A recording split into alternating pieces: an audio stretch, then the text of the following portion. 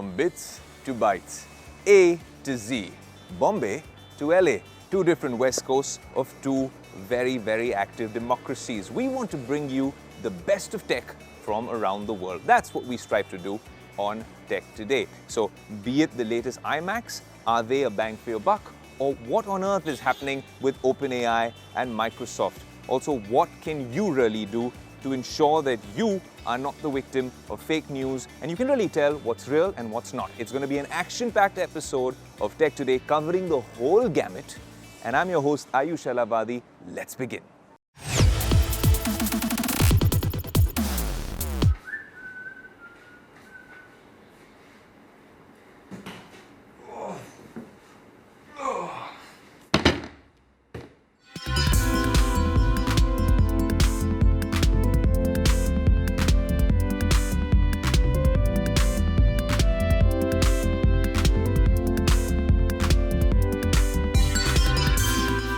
Here you go, the new iMac with M3 here in the Tech Today studios. Now the unboxing process was quite an intricate one. I hope you enjoyed it. Maybe not my bad acting. Well, it was bad acting because I enjoyed every minute of it personally and it wasn't that heavy. That box seemed heavy, but once you actually unbox it, this, the Magic Keyboard, which is a work of art, is perhaps lighter than the granola bar I have in the morning.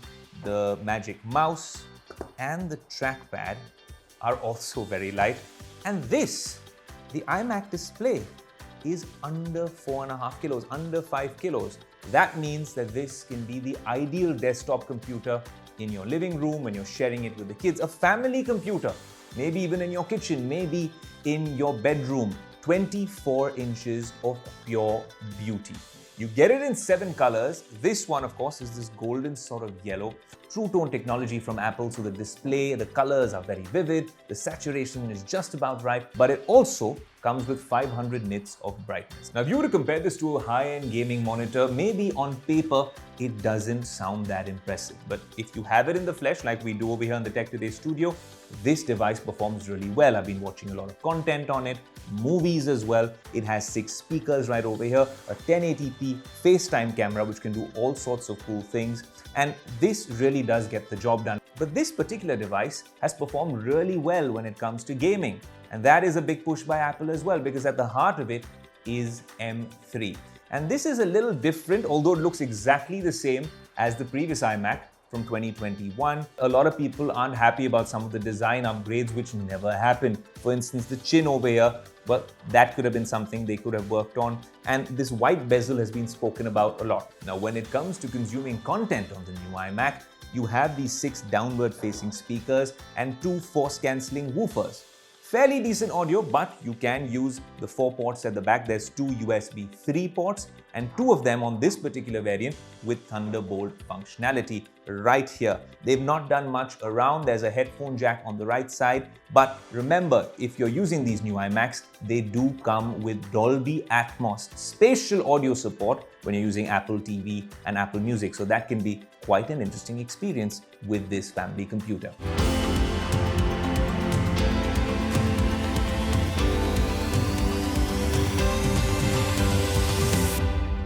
Now, we know that the unboxing experience with Apple products is always a very premium one, but I thoroughly enjoyed unboxing this because there's so many goodies coming out of this top spec iMac setup. I'll tell you a little bit about what came out of the box. Was this particular Magic Keyboard. It comes with Touch ID, and that's an absolute game changer because you can switch profiles. Maybe your kids want to use it, your sister wants to use it, your wife wants to use it, your mom wants to use it.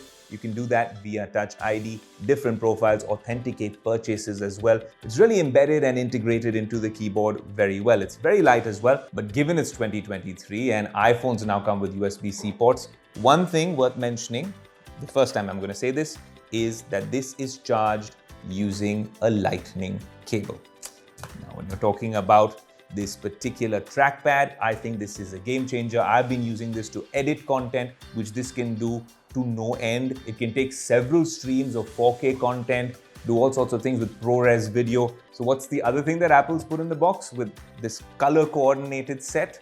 Well, it is a USB-C to lightning cable. Now, when you talk about The iMac by itself, it houses the M3. The M3 is no joke. Now, the M3, which is the first Apple silicon based on a 3nm architecture, that is mind-boggling in terms of how small and how much stuff they've packed into that tiny real estate, well, is what this particular device is powered by. It's compact, it is very, very slim, and it can go to most places that my MacBook 16-inch can go as well within a house or a studio. Now, I told you about the editing capabilities, tossing in all those graphics and multiple streams of 4K, but that won't be everyone's use case.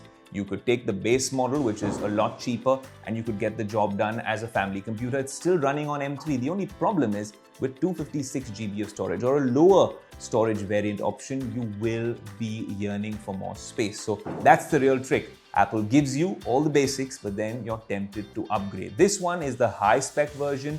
In terms of storage, it's 2 terabytes and 24 gigs of memory. But the M3 by itself, let me give you some numbers, is scary fast. That's what they call their event, compared to the M1. Now, the iMac was last available in the M1 chip. The M2, which came out the last year, we didn't see an iMac with it, of course. So it's a leapfrog the M series straight to the M3. So even Apple is comparing the M3 to the M1. Is there an apples and apples or an apples and orange comparison? But let me tell you in pure numbers what your daily computing tasks would look like. If you're going to be making spreadsheets for your boss on Excel, it will be 30% faster than the M1, any M1 device you have. If you're talking about using your browser, maybe Safari, again 30% faster. If you're talking about using Photoshop or a video editing tool, iMovie or maybe FCP, it'll be twice as fast in terms of editing, rendering, and that sort of performance. Basically, if you take an M3 iMac and you put it up against an M1 iMac from a couple of years ago, it'll look exactly the same. But when it has to perform, this guy will perform twice as fast. That's 2x as fast. And that just shows how technology has been growing exponentially. So as we wrap it all up, we'll need to tell you the price, and that's where it gets most confusing. So you might want to put on your seatbelts and get some coffee for this, because the base model of the iMac is 1,35,000 rupees. But then I'll tell you how that spectrum goes to the other end with this one, which is all the bells and whistles, 2 terabyte of storage, 24 gigs of memory. This one goes up to nearly 2,85,000 rupees. But why the discrepancy? The base model will come with an 8-core CPU, an 8-core GPU, 8 gigs of unified memory, and 256 GB of storage. With this particular device, if you're using it just to browse around and maybe use everything on the cloud, you can get away with it. But it's capable of so much more, so you might need to go for a mid-spec variant. Obviously, the base model will only come with a Magic Keyboard. You wouldn't get some of the other accessories. You need to pay for each thing. So there is a mid-spec variant within the lineup as well, which costs 1,75,000 rupees. It comes with an 8-core CPU, a 10-core GPU, 512 gigs of storage, so that's double the storage, and it comes with 8 GB of unified memory. What's good about that is that you get this particular display, gigabit Ethernet, which is in the power cable itself, and a Magic Keyboard with Touch ID. So all in all, if you pick the right variant, bump up the RAM, you have an ideal family computer which you can drag to the bedroom, to the kitchen, or keep in the hall for the family to use. The new iMac 2023 with the powerful, mighty M3 chipset inside, exclusively here on Tech Today. The one man who seems to have grabbed all the headlines this week happens to be a gentleman named Sam Altman. Is he the CEO of OpenAI? Does he work for Microsoft? Is he doing something on his own? Will he? Won't he? Was he fired? Is he back? The return?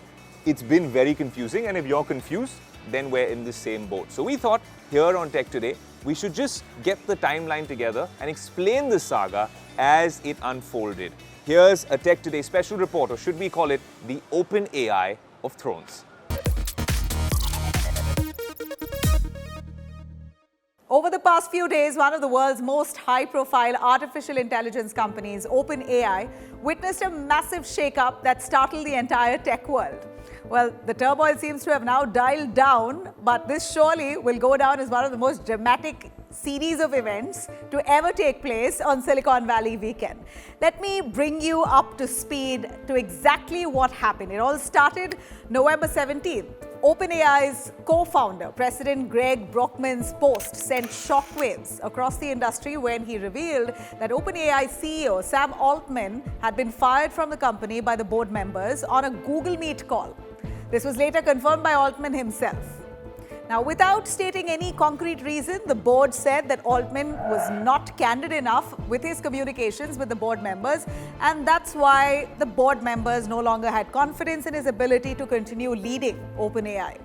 This sent many into a frenzy, quite naturally, including the OpenAI investors themselves, as Altman is regarded by many as one of the main faces or the poster child, if I may say, of AI revolution. The next day, many stakeholders, including Microsoft, which had invested over $13 billion in the AI company, urged the board to bring Altman back. Even after furious negotiations, OpenAI's co-founder and chief scientist, Ilya Sutskever, clarified that the board will really do no such thing. They wanted him out. He claimed that it was necessary to protect OpenAI's mission of making AI beneficial to humanity, precisely the words used. Then Microsoft CEO Satya Nadella announced that Sam Altman will now be working with Microsoft as a lead for an advanced AI research lab. Basically, Microsoft wanted him on board with them. Sam Altman also expressed excitement. He was all set to start off with Microsoft, saying that, well, this is mission accomplished. This created anger and panic at OpenAI. Over 550 employees out of the 700 signed a letter saying that they might just quit if at all Sam Altman is not in the company, and more importantly, if the board members who sacked Sam Altman, they themselves resign. Many employees even showed support for Sam Altman by posting OpenAI's Nothing Without Its People on the X account, trying to show and pour support for Sam Altman.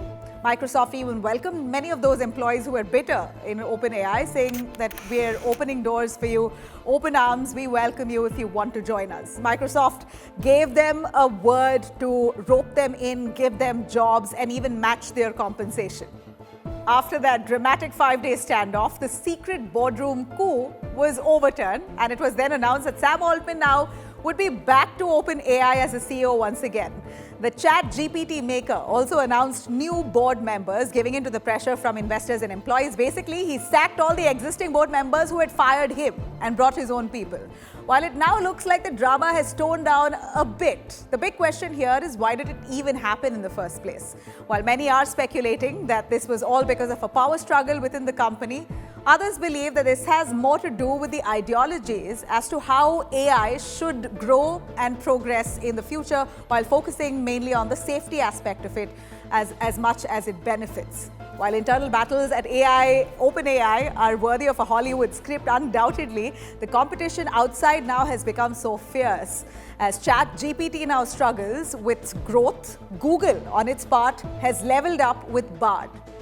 But when it comes to all of us, one thing's certain here, AI revolution has only just begun. There's a lot more to dive into. We've just about started. You know, I've always wondered, we speak so much about artificial intelligence here on the network, on Tech Today, your favorite technology show, but how many of you have actually experimented with AI? Are you using ChatGPT, Bard or other services, or even personal assistants like Alexa, or are these great marketing moves by big tech companies? That's what we want to get to the bottom of. Have you even heard of a Sam Altman who now, well, hopefully heads OpenAI and will be spearheading, well, one of the guys spearheading the AI revolution? What's the awareness like here in India? Here's a Tech Today report by Tech Today's Priya Singh.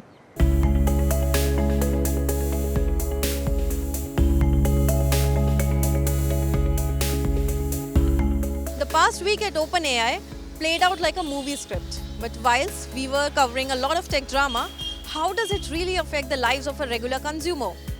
Are they aware of AI in general? Are they using ChatGPT or Google Bard? Or are they yet to latch onto the AI bandwagon? Let's find out.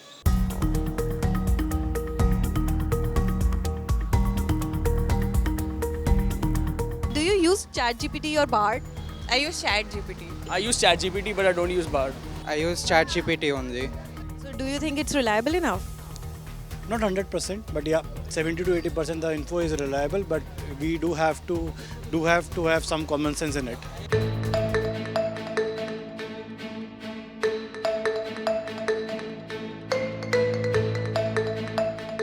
Do you know who Sam Altman is? I think he's the CEO of ChatGPT, right? I know that he joined Microsoft and then he sort of came back. So that's a whole different political, corporate politics and all of that involved. Yeah, what I'm interested in is what he actually created, ChatGPT. Do you know about Sam Altman? Yeah, he's the founder and he just got fired lately. Yeah, so that's. Did you follow the drama that happened recently? I mean, there are many theories that there was some power struggle or and he's done. But the thing that's sure is he must have done something serious because he got fired. But I don't know exactly. Yeah, I am aware that he was fired from the board of ChatGPT and Microsoft hired them. Again, now he is with ChatGPT and now the board is entirely different. So this kind of issues there. There's a whole lot of drama that happened recently. Yeah. So ChatGPT is one of the things that it is one of the talking point, and you know people want someone like Sam in their board. So yeah. Well, it looks like ChatGPT has become a big thing. Almost everyone in the tech community is using it. But we can't say the same thing about the whole Sam Altman drama. Over to you, Ayush. Fun fact, WhatsApp has over 500 million users here in India alone. Telegram has also recently gotten very popular, especially with the tech community, startup founders, Web3, blockchain, and the like. Now, if you imagine the amount of information that's being accessed on these platforms, there's also a lot of misinformation and disinformation, fake news as well. We're heading towards an election year. This can be a matter of grave concern. So how do you fight this menace? Using technology. Tech Today's Danny D'Cruz gives you all the tips and tricks to make sure that you are alert and, of course, well informed when it comes to dealing with this sort of misinformation.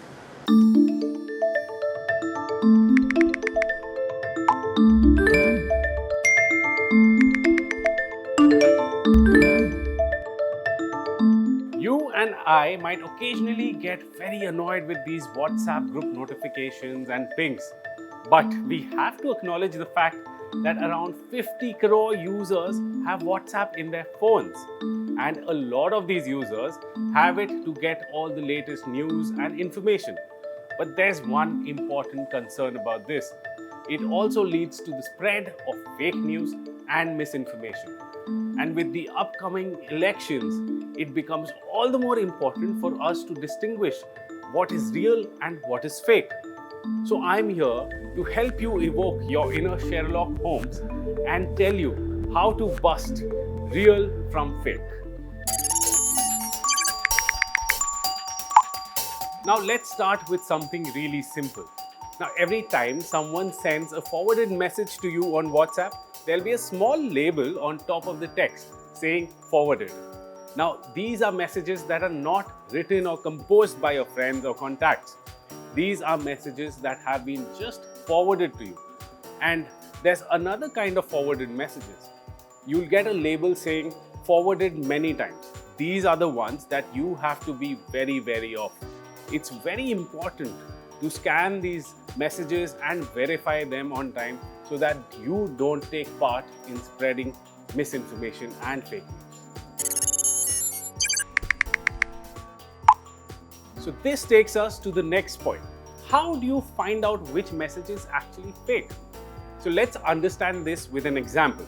Say you get a WhatsApp message saying that an AI robot has been created that can end the human race. And it seems believable with all that is happening around us. But it's your job to independently verify the sources. So all you have to do is go to a search engine, say like Google, and just type in the keywords, in this case, dangerous AI robot. And if you see links from trusted sources, that means it is real. And if not, there is a high chance that that is a fake message. Now there's another tip that you can use to identify fake messages. So you just have to look for mistakes, grammatical mistakes. These could be very fine and very rare, but these can help you decide if it is really fake or not. All you have to do is check the text and check the URL shared in that text. If you find any mistake, there is a high chance that it is fake. Now, another interesting way to verify a piece of information is WhatsApp channels. The company has partnered with around 10 independently working fact-checking websites, and these websites provide services in 13 different languages. All you have to do is follow these popular websites to get all the latest information. You can also follow the India Today fact-checking channel on WhatsApp to get all the latest news. Now, say you have spotted a fake message or a fake information. What do? Now, if it's coming from an unknown message, you'll have the option to either block it or report it, or even block and report it. All you have to do is report it to WhatsApp and they will take the further action.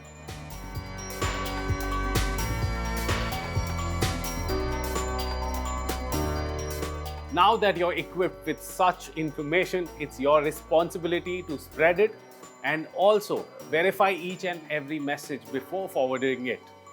And stay tuned to Tech Today for such interesting tips and tricks.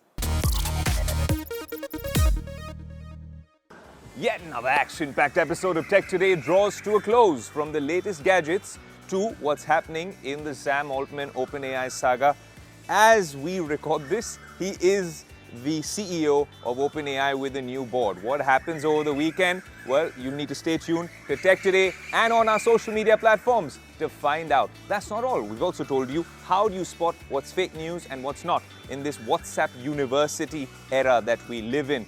We've really enjoyed putting the show together. We hope you've enjoyed watching the show across our platforms. I'm your host Ayush Alavadi from the Tech Today universe, saying thank you so much for watching. Until next week, adios.